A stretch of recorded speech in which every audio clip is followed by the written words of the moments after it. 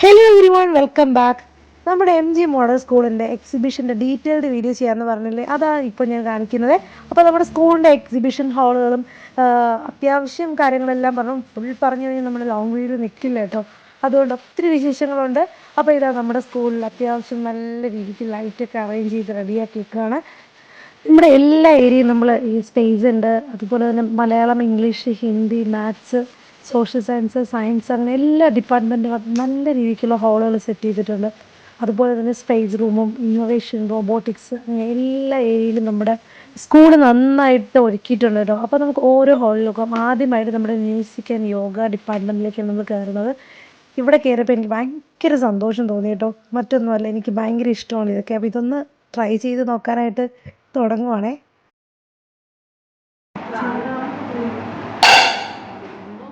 ചെണ്ടയും മദ്ദളവും ഇലത്താളവും മൃദംഗവും വീണയും അങ്ങനെ നാദസ്വരവും അങ്ങനെ തുടങ്ങി ഒരുപാട് മ്യൂസിക്കൽ ഇൻസ്ട്രുമെൻറ്റ്സ് ഞാൻ അവിടെ കണ്ടു.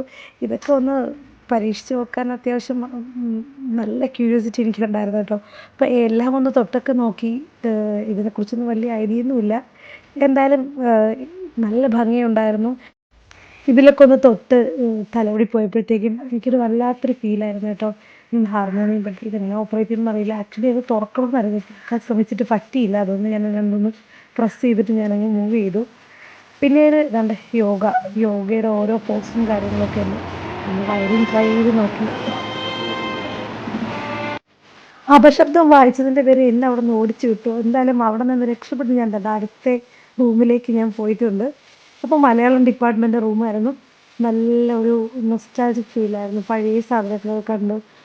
നല്ല ഭംഗിയായിട്ട് അറേഞ്ച് ചെയ്തു. കുഞ്ഞു കുട്ടികൾ ആണ് ഇത് ആക്ച്വലി ഇത് കൊണ്ടുവന്ന് അറേഞ്ച് ചെയ്തത്. നമ്മുടെ തനിമയാർന്ന ഫുഡ് ഐറ്റംസും പഴയ ഒരു സ്കൂൾ ലൈഫിലോട്ടൊക്കെ പോയി മുമ്പൊന്നും കണ്ടിട്ടില്ലാത്ത ടൈപ്പുള്ള പഴയ കാലത്തെ ഫോണുകളും മറ്റും എന്താണ് ഹാൾമൗണ്ട് ടെലിഫോണൊക്കെ എനിക്ക് ട്രൈ ചെയ്യാൻ പറ്റി. അത് മാത്രമല്ല പണ്ട് കാലത്ത് നമ്മൾ യൂസ് ചെയ്തിരുന്ന റാന്തൽ വിളക്കും മണ്ണെണ്ണ വിളക്കും ഗ്രാമഫോണും ഒക്കെ കണ്ട് ഭയങ്കര സന്തോഷമായി. പിന്നീട് നമ്മളെത്തിയതാണ് മാത്സ് ഡിപ്പാർട്ട്മെൻറ്റിലേക്കാണ്.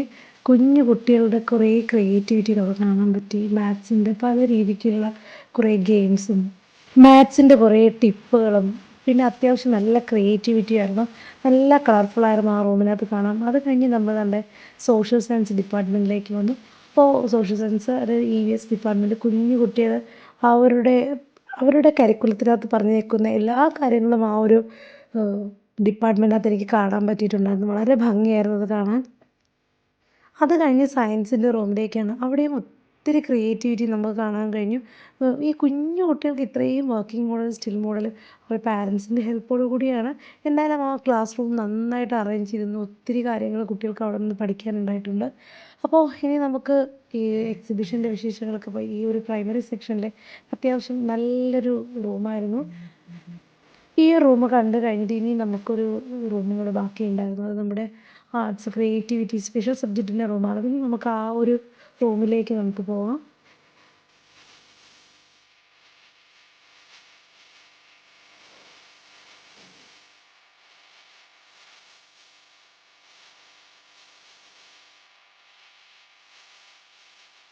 അവിടെ ഏറ്റവും അധികം എന്നെ ആകർഷിച്ചത് ഈ തേങ്ങയിനകത്ത് ചെയ്ത് വെച്ചേക്കുന്ന ആർട്ട് വർക്കാണ്. നല്ല ഭംഗിയുണ്ടായിരുന്നു. ഇത് ചെയ്ത കുട്ടിയെ സമ്മതിച്ച് കൊടുക്കണം കേട്ടോ. അതിൻ്റെ അടുത്ത് തന്നെ ഒരു വീടുണ്ടായിരുന്നു അതുപോലെ തേങ്ങയുടെ അകത്ത് തന്നെ ചെയ്തിട്ടുള്ളത്. പിന്നെ ഒത്തിരി ആർട്ട് ക്രിയേറ്റിവിറ്റി പിക്ചേഴ്സ്, ഡ്രോയിങ്സ് ഒക്കെ ഉണ്ടായിരുന്നു.